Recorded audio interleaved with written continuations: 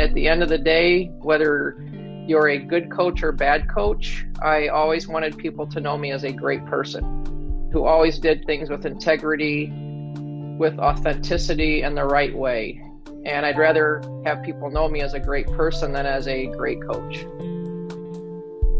Welcome to Flip Your Script, the podcast about life's critical turning points and how people find the inspiration and motivation to move forward and rewrite their unique stories. Produced by Media Minefield, the show is hosted by Kristi Piehl, who flipped her script from an Emmy-winning journalist to a successful entrepreneur and speaker.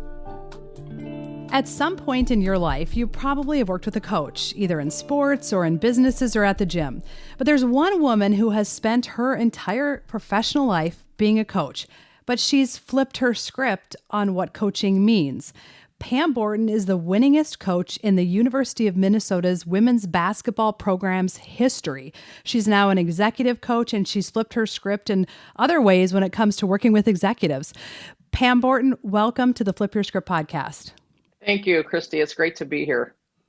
And I am from Minnesota. I've watched you coach, and one of your most famous players is from my hometown, Lindsay Whalen, who is an Olympian and now has your old job. So you were in a very public role coaching for a long time.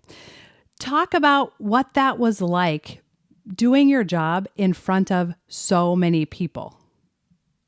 Well, I talk about that now when I'm speaking, but it was exhilarating. It was energizing. It was stressful. There was a lot of pressure. You're in a fishbowl. You are being cheered for. You're being booed at. You're being judged every day, whether it's in Williams Arena, the barn, 14,625 people, or you're on national television and on ESPN, CBS, or the Big Ten network with over 10 million people watching you. So it made you very self-aware of your actions and your behaviors and your words, because as coaches, we are role models, we are educators, we are those people in the community that we impact and influence, whether it's positively, negatively, or we have no impact at all. So it's, we have a stage and we have a platform, and how you use it was exciting for me, but I also was very aware of all of the eyes that were on me all the time. So if you have a good day at the office or a bad day at the office, you open the newspaper the next day and people are judging you. How did you keep that from not getting in your head? Experience, time, mental toughness, understanding that it came with the job and it came with the territory, believing in what you do, the confidence, the self-confidence, and that independence that you have to develop inside as an executive, as an elite athlete, now as a corporate athlete as well, that every decision and every move that you make will be judged, and there's so many people out there wanting you to fail. And so I think it goes down to, and what I've learned, it goes down to you as a person. And are you a person of integrity? Are you a person that does things the right way all the time? Are you doing things the right way when people are not watching? And at the end of the day, whether you're a good coach or bad coach, I always wanted people to know me as a great person and who always did things with integrity, with authenticity, and the right way. And I'd rather have people know me as a great person than as a great coach. And fortunately for you, you got to be known as both, because you rode the highs of the fans here and you were beloved. You took the team had they ever been to the Final Four before you coached them? The women's program? So you're the first one to take them there. They did amazing. And then you get fired. What is that like? I mean, as a coach at your level, you must have known that this can happen. But again, even your exit, very public.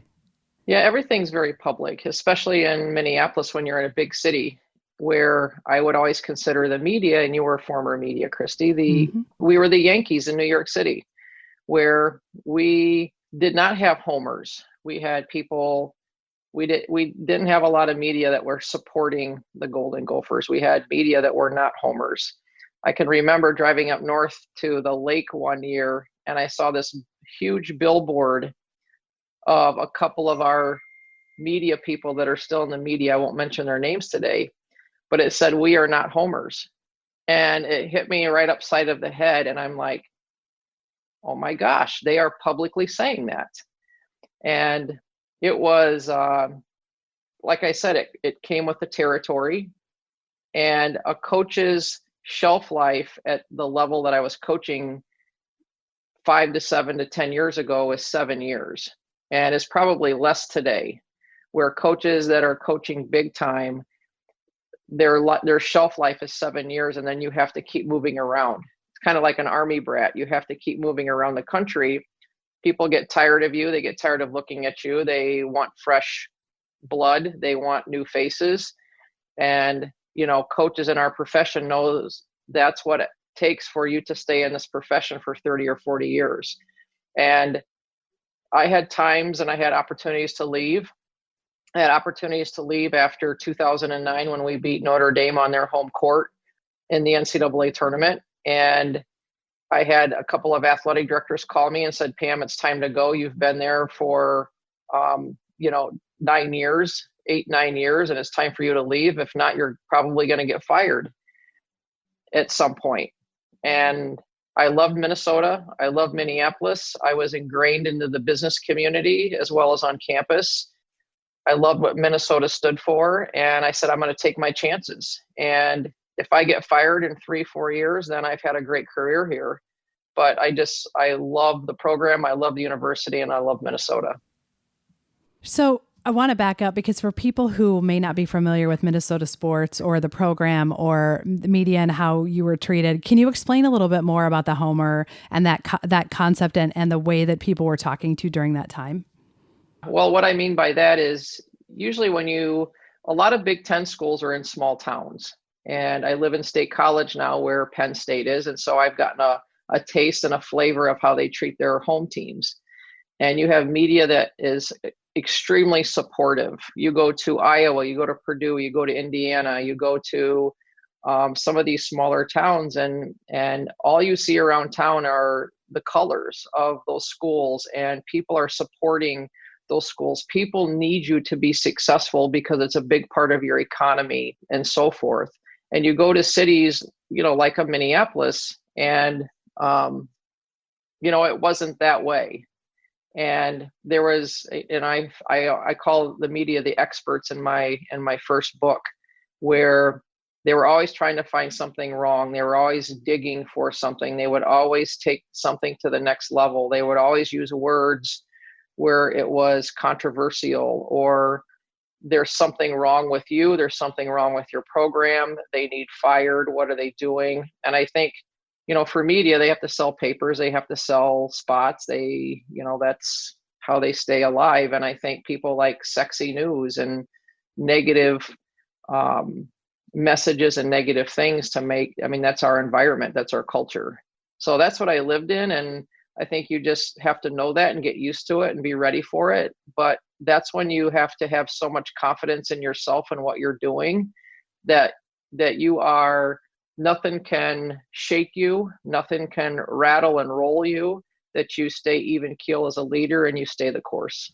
And you're a tall woman, you have blonde hair, you walk into a room, people notice you, you have a command of space.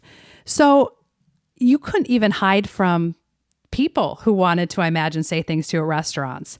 So even living here in a place where you felt like they wanted you to fail, did that change your mind? Do you have like PTSD? And I don't mean that in a serious way, but do you have like some sort of like long lasting effect from living in that environment for so long? Well, you know what? I think I was the perfect coach to be there. And throughout my entire life, I was always motivated by people that would say, you can't do this, you shouldn't do this. And so, or I don't want you to do this, or you're going to fail. And for me, that made me, I was licking my chops. I was wringing my hands together. And those are the things that motivated me to be better, to like, I will show you because I can and I will. And so I think for me as an athlete and for me as a coach, and now for me as an executive coach, it's like I always want to be the best. I wanted to be the best player, as good as I could be. And I wanted to be the best coach, and I wanted to be the best at what I'm doing now. It was very motivating for me, and I think I was a perfect coach to be there in that situation. Now, maybe there's 1% of the people out there that can be that way, but it is a lot of pressure. It's a lot of stress. It's consuming. And I think that it just forces you to be true to yourself and really being the person that you are. And this is who I am, and being genuine. And I grew up on a farm. I drove tractors. I helped my dad farm. And I think being grounded and knowing who I was really helped me throughout my career. I never got caught up into my success going to the Final Four. And the first time that you would even, move the needle a little bit to get caught up into that success and that celebrity status, there were always the right person around me to hit me upside the head to say, hey, Pam, don't forget who you are and where you came from. Stay the course, stay grounded, and don't forget who you are, through the good, bad, and the ugly. And I think that's what really helped me get through. I think I really learned to perform and to lead with grace, through the good times and the bad times. I had a couple of years at Minnesota. Thank goodness it was only a couple of years where I didn't have good years. And it would have been easy to fire me those couple of years because, you can just imagine the bullets that were coming at me and people wanting my head and wanting my job. But it was the relationships that I had with people downtown, with my boosters across campus, within my athletic department, within the other coaches. It's those stakeholders and those other relationships that you build broader and deeper that helped me get through some of the hard times, that I didn't stay in my bubble, because it would have been easy to fire me then if nobody knew who I was as a person. I love what you're saying about knowing who you are, and that whether it's success or failure, you don't change. And going into any kind of situation where you do become public, it's so important that you can be who you are and know who you are. So you have to do some hard work on yourself first, so you know what your core values are and what you would and you wouldn't do, because we see so many people in the public eye who crack and who end up, whether it's in jail or with bad relationships or making bad decisions publicly, because it feels like they didn't know who they were or what they would or wouldn't do with solid footing. So what a gift that you had people around you who would probably say things that were hard to hear sometime about, hey, Pam, remember who you are, remember where you came from. Don't let all this change you, because you can have a great game today and have a bad game tomorrow. So that's a good life lesson that I have heard you coach now in your reinvention of yourself. That is something that, did you try and teach? I'm sure your players needed to hear that as they went into their careers, whatever it may be. Is that something that you instilled in them? Absolutely. Every single day. You have your elite athletes that are, like a Lindsay Whalen, and you have all types of elite athletes on your teams. And, and I also work with my clients and my executives now, and even some of my former players that have reached out and they're getting new jobs and bigger jobs. And they're so excited. They're like on top of the moon.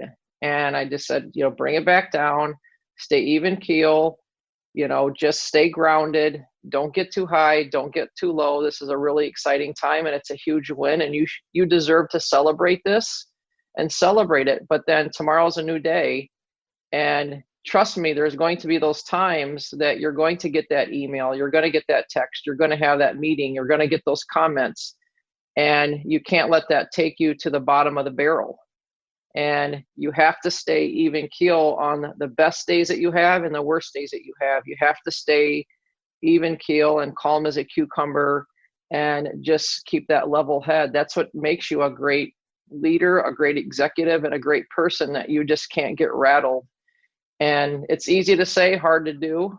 And it takes time and it takes a lot of experience to get to that point. My grandma always used to say, don't get too big for your britches. Just exactly what you're talking about. Yes, and my parents still say that to me today, right? Do they? So in thinking about you publicly lose your job, and now you know what being a coach at the level you're at, you knew that day was coming at some point.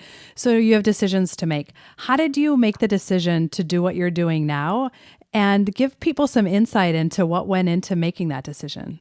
Well, the quick answer is I had an executive coach when I was coaching at the University of Minnesota. And I used an executive coach that worked with all of the senior level leadership over at 3M. And there were a couple of us, there was a total of 3 of us in the athletic department that used this same executive coach. And I had such a great experience. It transformed me as a coach. It transformed me as a leader. It really helped me take my blinders off, because as a coach, you are so consumed. It consumes you day to day. All you can think about is winning, because that's what you're expected to do, and winning at all costs, and being extremely intense and so driven. And then you're coaching 17 to 22-year-olds. And so it really helped me take my blinders off, and I was able to see so many different things around me on really being more self-aware of who I am and being true to myself, being more vulnerable with my players, being more authentic and genuine with my players, and not being this non-human, this head coach, this big time head coach that's up on a pedestal that nobody can relate to. And so working with an executive coach for 3 years really transformed me. And then when I was going through my transition, I interviewed for a couple of jobs. I interviewed for a WNBA job. I interviewed for a couple coaching jobs. I gave myself a year to take a year off. I had been coaching for 27 years already, and I'm like, I want to work for about 15 more years. And then I started adding the numbers. And I'm like, I would be coaching for 42 years, and I don't think I can go this pace for 15 more years. So I took that year and prepared myself to be an executive coach. I went and got certified and got all the pieces put together. And at the end of that year, I still didn't have the fire in my belly to coach college basketball. And I went this route, and I find this as fulfilling, if not more fulfilling, than coaching college basketball. So fascinating that you've been able to make that transition, because working with teenagers, 17 to 22-year-olds, young people, and to working with executives and teams, such a different audience, but a truth is a truth is a truth. So the elements are the same, and you've performed on such a big stage. So it makes sense that you've figured out a way to make it work for you. And I've seen you do it. We've hired you at Media Minefield. You've helped me. You've helped my team. Chris Maxon, who is in this group that I'm in, a peer group. He was a guest on a previous episode of the podcast. I've seen you work with us for some time. So I've seen you do it, and it's so interesting to watch. I mean, I've never played basketball. I would have never thought that the same lessons you teach a player in basketball would be applicable to me. And yet they totally are. Talk about some of the things that you teach that resonate with both sides. And is there a difference between what resonates to a player and what resonates with an executive? Well, everything's transferable. I feel like the X's and O's and drawing up plays on a board was about 15% of my job.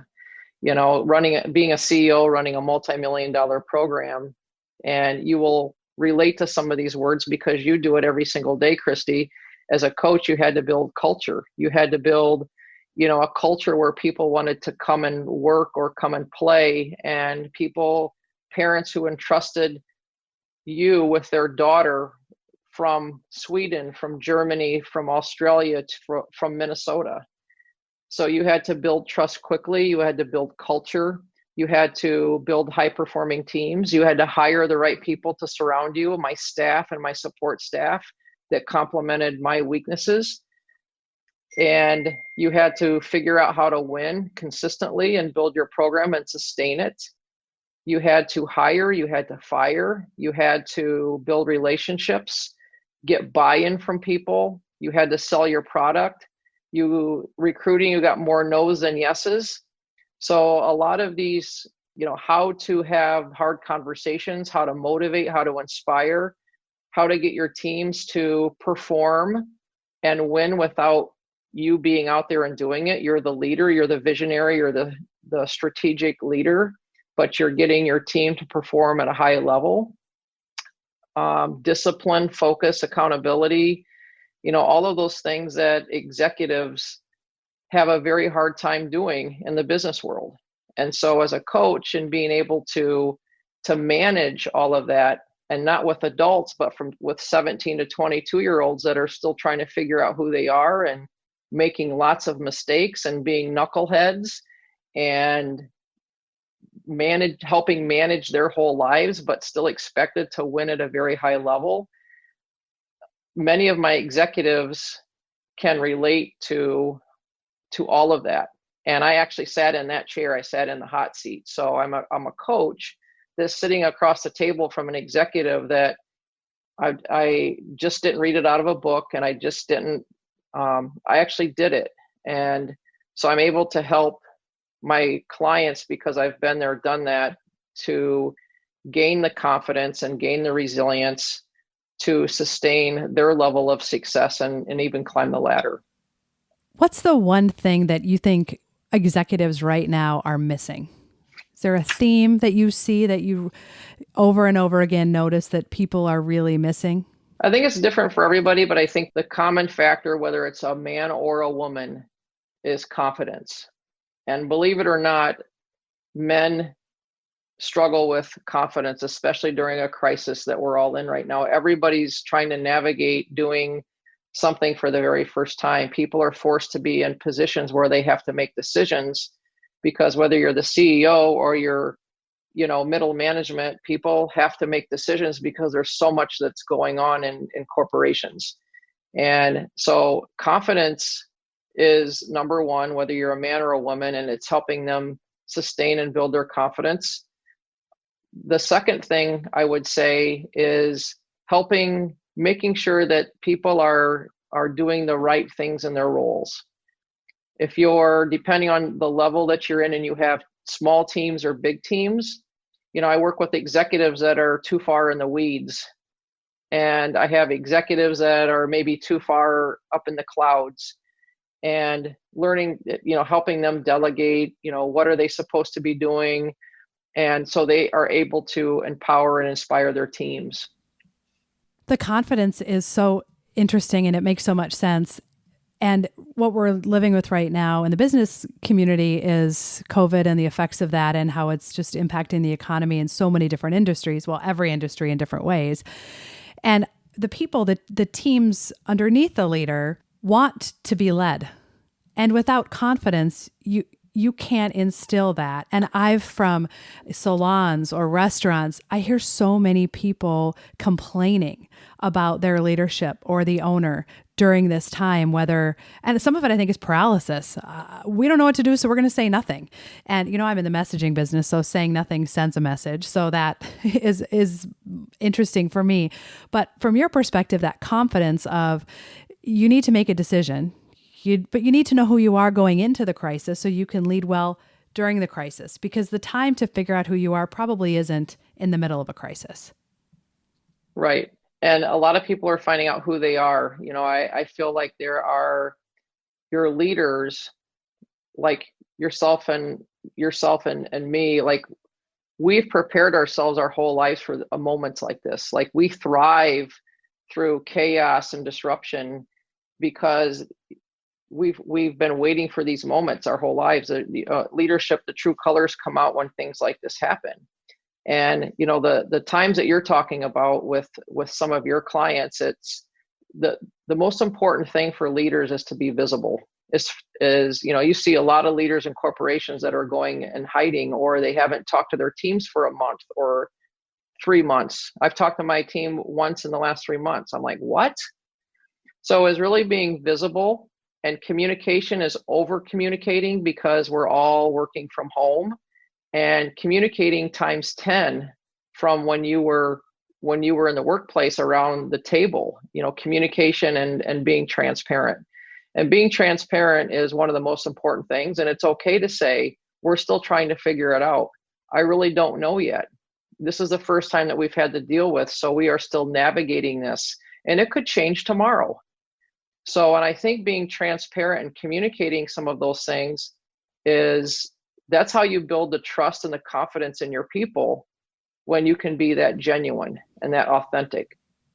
And again, I said it before, but a truth is a truth is a truth. And the concept of being transparent and saying we've never done this before, we'll figure it out, is also applies to people who are stay-at-home parents or who are leading their families, or that's something that applies all the time. And yes, people want us to have all the answers. Your kids look at you and think that you need to have all the answers. And it's totally fine to say, you know what, we don't know, but we're going to do this together. We're going to get through this together and trust that I'm doing all that I can.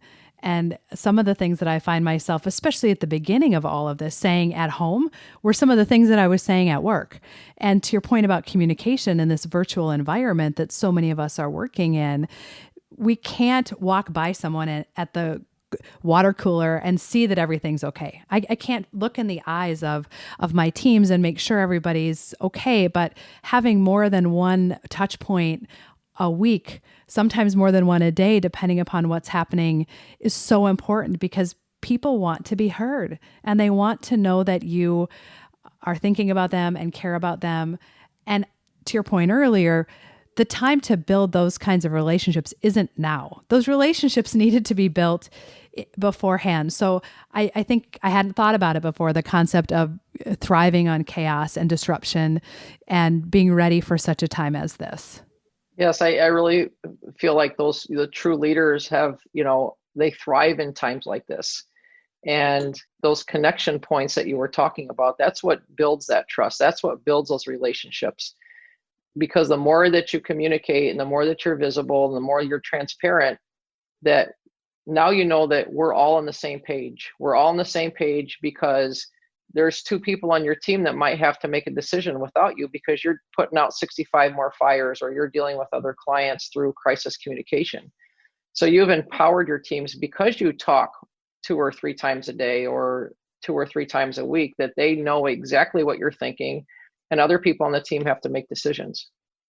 You do the coaching, you do fantastic speaking, and we'll put some links to that on the Flip Your Script podcast website. And you've written a book, On Point, which is wonderful and has really impacted a lot of people. You're working on your second book. Tell me about that.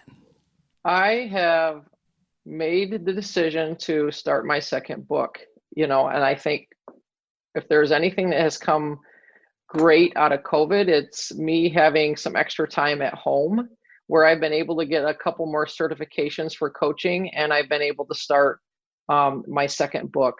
But it is on the hottest topic around the globe, which is resilience. It's the hottest topic and one of the biggest challenges, whether it's in our youth to the C-suite. But I am writing about how to strengthen resilience and master your mindset in your personal and professional excellence. And what's I love about the concept is, first of all, so many people are talking about it. You're right. And the personal professional part is important.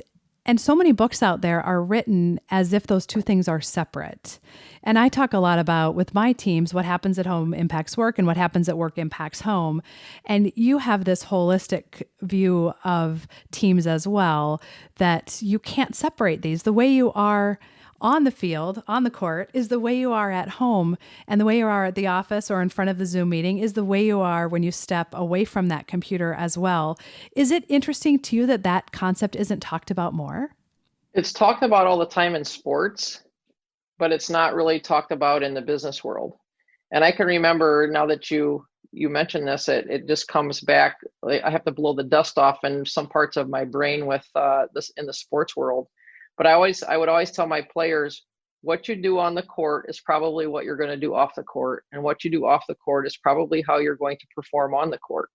So if you're lazy and you're sloppy and you're not disciplined and you don't hold yourself accountable off the court, that's probably how you're going to play. And that's probably what I can expect from you as a coach, and vice versa. And I think if you apply holistically, physically, mentally, emotionally, and really kind of our purpose and our why around our whole holistic health and our resilience and our mental wellness. And we have all those in check. Elite athletes do it every single day. And that's why they can perform at such a high level for 14 years. Lindsay Whalen performed for 14 years because she was intentional. She was intentional on all 4 of those core competencies. As a corporate athlete, we're lucky maybe to hit one of those, taking care of ourselves and our mental. How do we strengthen our mental capacity? How do we strengthen our emotional intelligence, and then our purpose and our meaning? And corporate athletes are asked to perform for 30 or 40 years throughout our entire careers for 12, 14, 16-hour days. So those are really, really important on how professionals can embrace that and really incorporate that into their life to sustain their resilience and to strengthen their resilience, because all of our resiliences have been impacted one way or another, whether you've homeschooled or you have 2 spouses working in the house together, or you've been furloughed, or you lost your job, or you have a family member with COVID. Everything that's happened in Minneapolis in the last 2 months, the social injustice, everyone's been impacted. And so we have to know how to strengthen and boost that resilience for the long haul. I thought of you when I watched The Last Dance about Michael Jordan. Have you watched this documentary? I have. So many of the things that he said were applicable to business. And I had never thought of the concept of how what happens in a workplace setting is similar in mindset to a great athlete. You talk about that. I've learned that from you. And he talked about a lot of lessons and things that I've heard you say similarly. He didn't necessarily bring it to business, but I was thinking, gosh, things that work in life are just things that work. And the mindset and working hard and being dedicated and the discipline and the resiliency, all the things that you touch on, these elite athletes, they live that way. They do. Every single day, they have the best coaches. When you think about elite athletes, you think of Tiger Woods, you think of Tom Brady, you think of, pick your favorite athlete, the Maya Moores and the Lindsay Whalens. They have the best coaches. They have the best coaches that are coaching their teams. They have the best team coach. And those elite athletes want to play on the best teams and around the best players because they want to be the best and they want to win championships. And, Tiger Woods has 5 coaches. And if those athletes are lucky, and I'll use Lindsay Whalen as an example, they have a very successful professional career for 14, 15 years. If they've done everything right until they're 36, 37 years old. Now, Tom Brady and Drew Brees are freaks of nature, and they'll play till they're 45 or 50 years old. So we will put them, we're not going to use them as an example. So, but when you look at an elite athlete's day and their season, they're competing maybe 3 or 4 hours a day, and they're seasonal. So they do have a lot more time off. And when you go over here to the corporate athlete, they're asked to do as much. They're competing daily, 8 hours a day, 10 hours a day, 12 hours a day, and in a crisis. And you get 2, 3, 4 weeks of vacation a year that you're probably working on vacation. And most executives don't have coaches. They don't have team coaches. Do they have the best team players around them? I hope they do. Their DNA is made up of a little bit differently than elite athletes. They're probably not all type A. You're type A, Kristi. So the corporate athletes need to develop those types of skills, the same types of mindset and discipline and accountability as elite athletes. We're in a period now where those are more important than ever before. And the next crisis that we're going to go through is mental health. And all of those skills and those muscles that need to be developed in order to help ourselves and help our teams combat that mental health crisis is going to be really critical moving forward.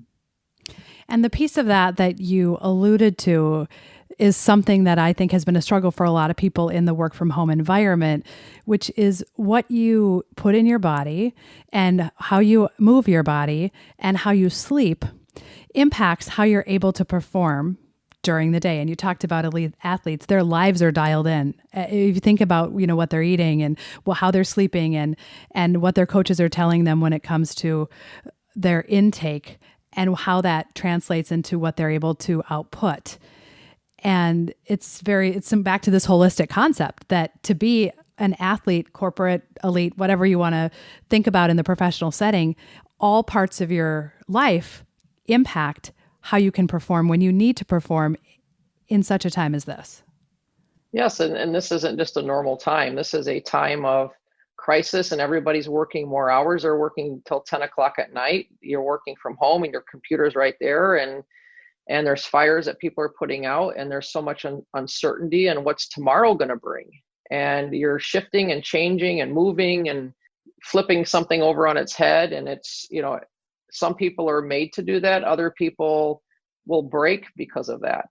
And athletes are extremely disciplined because it's been their whole life of sleeping. I know exactly how many hours I need to sleep. I know exactly what I need to put into my body. I know exactly how much I'm supposed to train. I know exactly how much I'm supposed to put my feet up so I can perform tomorrow. I know what I need to do mentally in order to get my mind, confident and prepared for the game. My emotions, how am I feeling confident? Am I feeling fear? Am I feeling challenged? Am I feeling like this is fun? So, what is my purpose and what is my meaning? And why am I doing what I'm doing? So, all those things, that's a holistic approach to our whole development as a whole person. And that's how we're all going to get through this with ourselves. And if we can develop that within our team and our organization, you're going to have a very healthy, those are the organizations that are going to make it through this. So that resilience book, a lot of people are going to want, and I imagine are hoping it's coming out tomorrow, but I know it takes longer to write a book than a day. When do you expect that to be available? Well, the first draft will be done by the early fall, like the end of September. And hopefully I can get my editor, my team's all put together. I know exactly who is on my team this time, which is a lot easier than my first book. I had to hire and fire and get different people to do different things. But this time around, I feel like I know what I'm doing and I have the right team. So hopefully at late fall, it'll be out and ready for people to get. Excellent holiday gift. Yes, for sure. So last question I ask everyone, is there a quote or a book or a mantra, something that got you through some of the difficult days and times in your life? Yes. I have a quote and I'll never forget the book. And I think the book title is "What Got You Here Won't Get You There." And so that really rang a bell to me after I went to a Final Four, is what got me to a Final Four necessarily isn't going to get me there again. So I have to continue to stay relevant and adjust and find different ways of doing things. Just because I got there once doesn't mean I'm going to get there again. That's a book that really rang home to me when you feel like you've reached the pinnacle of your career, that you doesn't necessarily mean it's going to get you there next year. I had this quote outside of my locker room as a coach, and it still rings true to me today, and I've lived by it. But it goes like this: life shrinks or expands according to one's courage. It's fantastic. So if you have courage and brave and take chances and take risks, your life can expand. And if you don't have that courage, it can shrink and you will never grow. Thank you, Pam. It's been a privilege to have been coached by you. It's incredible to see the impact you've had on me and the people around me, and I know those relationships will continue. Thank you for being on the podcast. Thank you for having me, Kristi, and good luck with everything. And you run a rock star business, and you have surrounded yourself with great people. So thank you very much. Thank you. There's a quote that I've heard different people say, and it's how you do anything is how you do everything. And Pam talked about that quite a bit. My takeaways are that what you do in one part of your life impacts all parts of your life. And it's so important to know who you are, and knowing who you are when you go into a difficult situation or into a crisis, and the people that you've surrounded yourself before that, that's how you're going to get through the difficult days. And the circumstances, the things that happen around you, whether good or bad, don't impact your core, integrity, authenticity, being a great person. So many gems of topics that Pam talked about. My hope is that Pam's story empowers you to believe you're capable of more than you think, to discover motivation, to uncover inspiration, and to find the strength to turn the page. Thank you for listening to Flip Your Script, hosted by Kristi Piehl and produced by Media Minefield. If you like our message, please be sure to give us a 5-star rating and subscribe to the show wherever you listen to podcasts.